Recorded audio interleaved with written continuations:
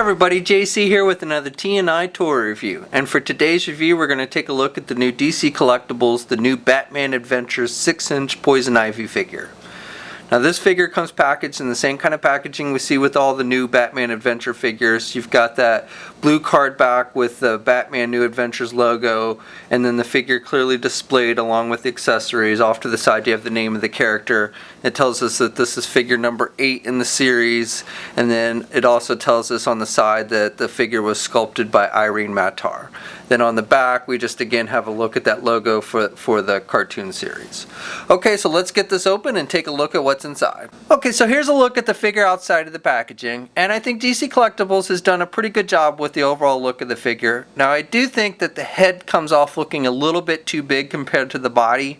I know in the cartoon she's got kind of that poofy hairdo, which they capture pretty nicely with this figure. The hair is just sculpted with a hard plastic that's painted red.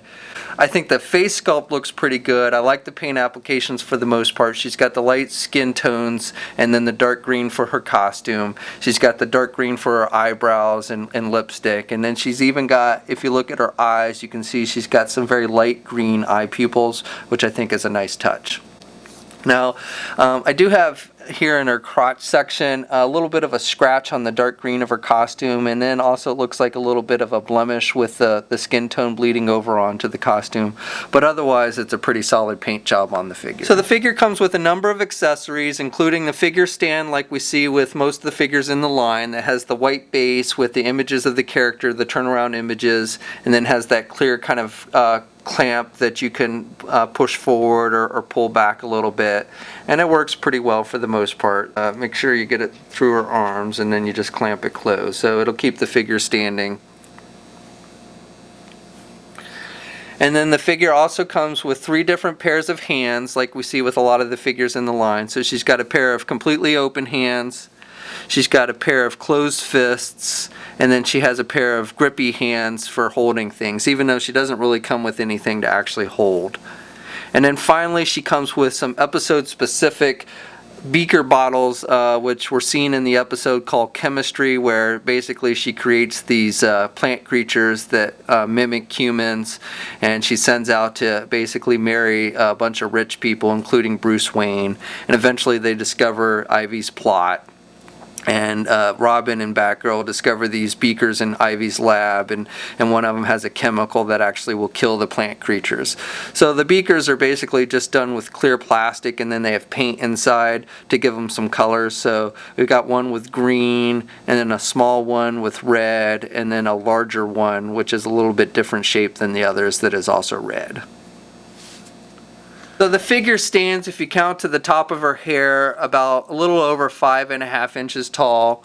So scale seems to be pretty good with the other figures in the line. Here she is next to the Batman figure, and you can see she's shorter than Batman, as she should be. And then she's about the same height as the Catwoman figure that was previously released in this line.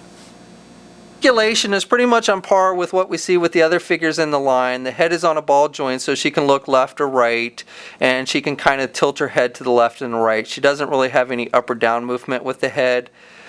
Arms are attached with ball joints. Now I do want to caution with the joints on this figure, because it's a female character. She has very thin arms and thin legs, so which means she also has very thin joints at the elbows and such, and even the neck. So I would just be careful when you're posing the figure. The figure does seem to be, overall pretty sturdy construction, but those are very tiny joints, so they can still snap if you're not careful.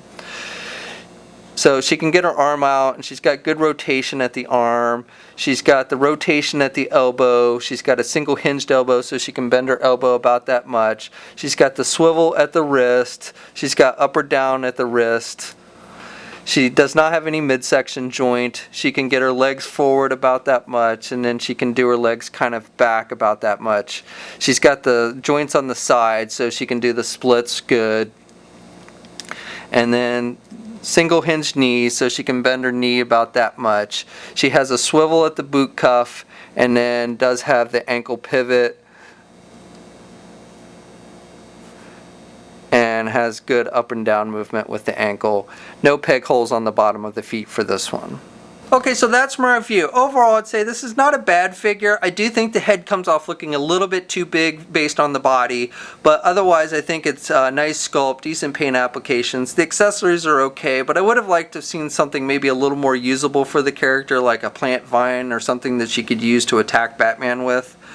But otherwise, like I said, this is not a bad figure, and if you've been collecting the other figures in this line, then I think Ivy is definitely going to be one that you want to add to your collection. So this figure is hitting comic and specialty shops now. We have a full gallery of images up at toynewseye.com. There's a link in the description below. And as always, leave a comment, let us know what you think. If you're so inclined, please like the video, and if you haven't already, please subscribe. And until next time, I'll catch you later.